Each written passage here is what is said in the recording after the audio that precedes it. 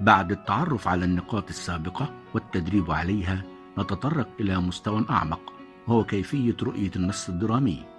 المستوى الثالث: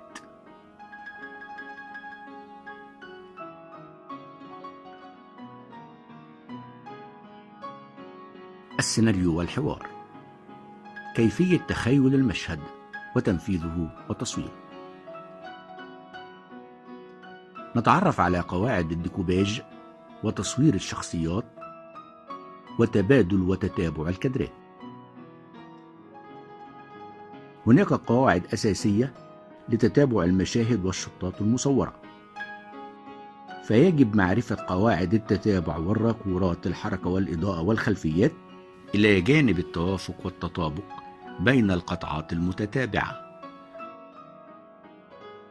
والمحافظة على رتم الإيقاع وإحساس الشخصيات والتعبيرات والانفعالات والحركة وتوافقها في كل القطعات المتتابعة.